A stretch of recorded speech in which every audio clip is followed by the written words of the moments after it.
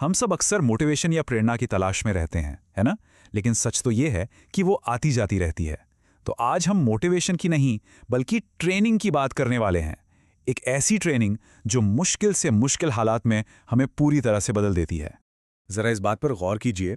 ज्यादातर लोग इसलिए नहीं हारते कि वो कमजोर हैं, बल्कि इसलिए कि वो अनट्रेन्ड हैं।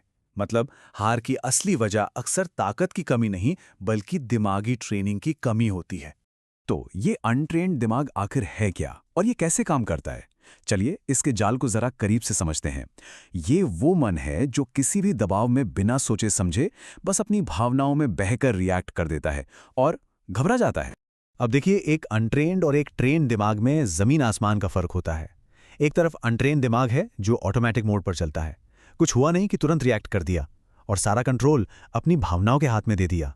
वही दूसरी तरफ एक ट्रेन्ड दिमाग, वो जानबूझकर एक पल के लिए रुकता है, शांति से हालात को देखता है और फिर अपनी प्रतिक्रिया को चुनता है। ये बस एक छोटा सा बदलाव नहीं है, ये गेम चेंजर है। और ये बात समझना बहुत जरूरी है कि जब मन पर से कंट्रोल हटता है ना, तो बाकी सब कुछ भी हाथ से फिसलने लगता है। अपनी भावनाओं को, हालातों को या दूसरे लोगों को ये कंट्रोल देना एक तरह से सरेंडर करने जैसा है, जिसके नतीजे जाहिर है कभी अच्छे नहीं होते। तो सवाल ये है कि इस चक्र को तोड़ा कैसे जाए?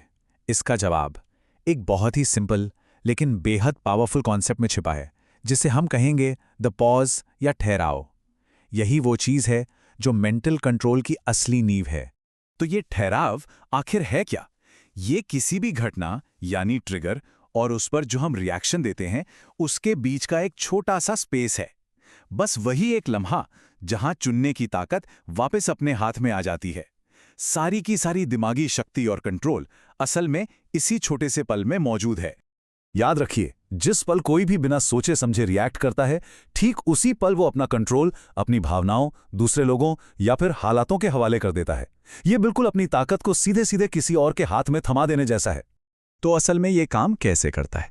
चलिए इसे स्टेप बाय स्टेप समझते हैं। पहला, कोई घटना होती है, कोई ट्रिगर मिलता है। दूसरा, एक ट्रेन दिमाग एक पल के लिए रुकता है, पॉज लेता है। तीसरा, इसी ठहराव से चॉइस यानी चुनाव करने की जगह बनती है। और चौथा, फिर एक सोचा समझा कंट्रोल्ड रिस्पॉन्स दिया जाता है। बस इसी तरह एक आवेग एक इरादे में बदल जाता है। लेकिन ये पॉज लेने की आदत डाली कैसे जाए? यहीं पर एंट्री होती है डिसिप्लिन यानी अनुशासन की। और नहीं, डिसिप्लिन का मतलब सजा नहीं है, बल्कि एक ऐसा सिस्टम है जिससे एक ट्रेन्ड दिमाग को बनाया और संभाला जाता है। ये अपनी अंदरूनी ताकत को बनाने का एक तरीका है। एक बहुत गहरी बात है कि मुश्किल वक्त में कोई अपनी काबिलियत के टॉप तक नहीं पहुंचता, बल्कि वो अपने अनुशासन के लेवल तक ही गिरता है। इसका मतलब साफ है, बड़े बड़े इरादे काम नहीं आते। जो काम आता है वो है आपकी ट्रेनिंग, आपका डिसिप्लिन। एक अनट्रेन्ड दिमाग की सबसे बड़ी परेशानी पता है क्या है? वो हर काम को लेकर अपने मूड से बहस करता रहता है।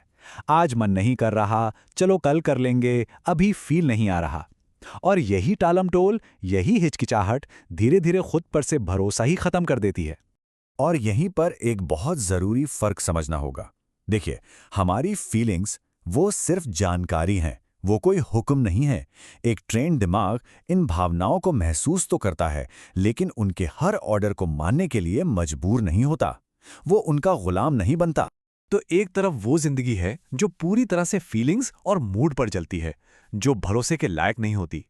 और दूसरी तरफ वो जिंदगी है जो अपने तय किए हुए उसूलों पर चलती है, जिसमें एक मजबूती है, एक भरोसा है। एक रास्ता शॉर्ट टर्म आराम का पीछा करता है, तो दूसरा लॉन्ग टर्म विश्वास बनाता है। एक में कंफ्यूजन है, दूसरे में क्लैरिटी। और जानते हैं कमाल की बात क्या है? ये जो डिसिप्लिन है, जो अक्सर एक बंधन जैसा लगता है, असल में वही सबसे बड़ी आज़ादी देता है। ये आज़ादी है पछतावे से, इमोशनल उतार चढ़ाव से और बार बार जीरो से शुरू करने के चक्कर से। अब डिसिप्लिन से मिली ये आज़ादी एक दिन में तो नहीं आती, और यहीं हम पहुंचते हैं ट्रेनिंग के सबसे आखिरी और शायद सबसे ज़रूरी हिस्से पर, कंसिस्टेंसी, यानी लगातार बस लगे रहने की आदत, रोज़ मैदान में दिखने की आदत। दुनिया का सबसे कीमती हुनर कोई टैलेंट या मोटिवेशन नहीं है, बल्कि वो काबिलियत है कि जब मेहनत में मज़ा आना बंद हो जाए, जब वो एक्साइटिंग ना लगे, तब भी मैदान छोड़कर गायब ना हो जाना, असली जीत उन्हीं की होती है जो शुरुआती जोश ठंडा पड़ने के बाद भी मैदान में डटे रहते हैं। और ये ना, सोचने के तरीके में एक बहुत बड़ा बदलाव है। नतीजा क्या होगा, ये किसी के हाथ में नहीं है, वो हमारे कंट्रोल में नहीं है। लेकिन मैदान में टिके रहना है या नहीं, अपनी अटेंडेंस लगानी है या नहीं, ये पूरी तरह से अपने हाथ में है। तो फोकस नतीजों पर नहीं, बल्कि अपनी मौजूदगी पर होना चाहिए। और लगातार डटे रहने का फायदा भी कमाल का है।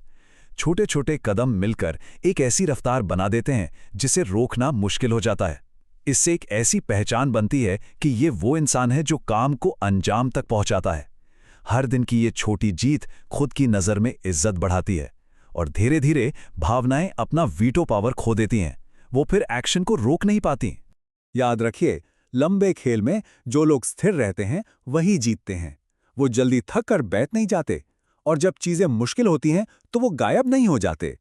आखिर में विश्वसनीयता और स्थिरता ही काम आती है, थोड़े समय का जोश नहीं। तो कुल मिलाकर इस पूरी बात का सार ये है, दिमागी ताकत का मतलब है बाहरी दुनिया के उथल-पुथल को संभालने के लिए अंदरूनी क्षमता बनाना। जीत कभी भी सही हालात का इंतजार करने से नहीं मिलती। जीत तब मिलती है जब कोई बुरे और मुश्किल हालातों में भी खुद पर कंट्रोल रखना सीख जाता है। तो आखिर में ये सवाल खुद से पूछने जैसा है, मोटिवेशन तो एक दिन खत्म हो ही जाएगा। जब वो चला जाएगा तब पीछे क्या बचेगा? वो जो बचेगा वही किसी की असली पहचान है।